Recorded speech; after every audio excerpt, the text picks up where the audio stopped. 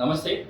Nizampet corporation dumping yard సమస్య ఇప్పుడు కాదు, గత 2022 నుండి అవినీతి అది నిలయమైంది.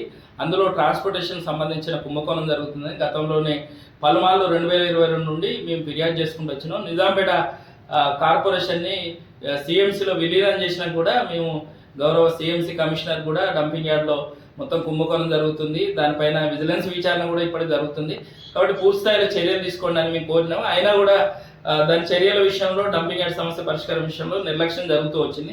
చివరికి ఎవరైతే కాంట్రాక్టర్ చంద్రశేఖర్ ఉన్నాడో, జేఎంసీ కన్స్ట్రక్షన్ ప్రైవేట్ లిమిటెడ్, వీరికి 2023 అక్టోబర్లో వీరికి ఆర్డర్ ఇవ్వడం జరిగింది ఏదైతే డంపింగ్ యార్డ్లో పనిచేయడానికి. కానీ చెల్లింపులు మాత్రం 3,40,00,000 మాత్రం జేఎంసీ కన్స్ట్రక్షన్ ప్రైవేట్ లిమిటెడ్ కాకుండా గతంలో ఇక్కడ ఏఈగా పనిచేసి ధీరజ్ అనే వ్యక్తి ఇప్పుడు జిహెచ్ఎఫ్ సిఎంసి మన షేర్లింగంపల్లిలో ఎస్ఎన్డిపిలో పనిచేస్తున్నాడు.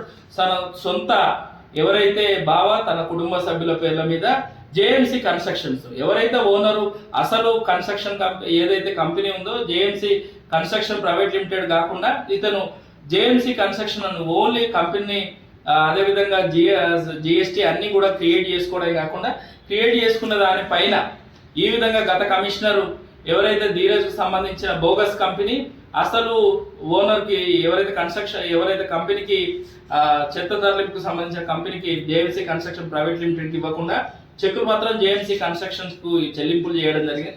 దాదాపు 3,40,00,000 చెల్లింపులు చేయడం జరిగింది. ఈ విధంగా ప్రస్తుత కమిషనర్ కూడా JMC construction private limited Shabbir Ali అనే వ్యక్తి ఇప్పుడు ప్రస్తుత కంపెనీకి ఏదైతే జేఎంసీ కన్స్ట్రక్షన్ ప్రైవేట్ లిమిటెడ్ కంపెనీకి పనిచేసిన వాళ్ళకి కాకుండా జేఎంసీ కన్స్ట్రక్షన్స్ ధీరజ్ డిఈ ఎవరైతే ఉన్నారో అతనికి చెల్లింపులు చేయడం జరిగింది.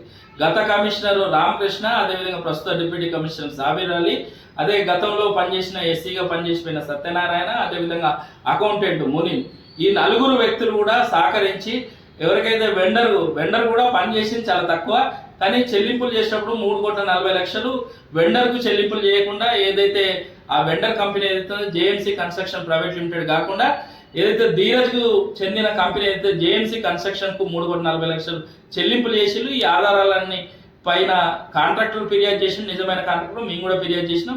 విచారణ జరిపి ధీరజ్ని మాత్రమే ఈరోజు సస్పెండ్ చేయడం జరిగింది.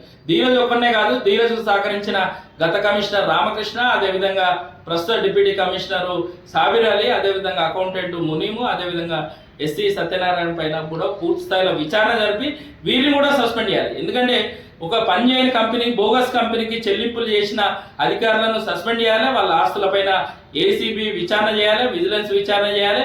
నిజాంపేట కార్పొరేషన్లో ధీరజ్ పనిచేసిన 400 కోట్ల పూర్తి పనులపైన విచారణ జరిపి తప్పులు జరిగిన మొత్తం కూడా రికవరీ చేసి కార్పొరేషన్కు జమ చేయాలి. ఇలాంటి అవినీతికి సహకరించిన అధికారులపైన సస్పెండ్ చేసి విచారణ జరిపితే భవిష్యత్తులో వేరే అధికారులు కూడా చేయకుండా అవకాశం ఉంటుంది. కాబట్టి మేము డిమాండ్ చేస్తున్నాం, ఈ అధికారులందరిపైన సస్పెండ్ చేసి విచారణ జరిపి చర్యలు తీసుకోవాలని, నిజమైన ఎవరైతే లబ్ధిదారులో వాళ్ళకి చెల్లింపులు చేయాలి. నిజాంపేట కార్పొరేషన్ నిధులు దుర్వినియోగమైనవి, వాటిపైన కూడా విచారణ జరపాలి. డంపింగ్ యార్డ్ సమస్య కూడా పరిష్కారం చూపించాలని డిమాండ్.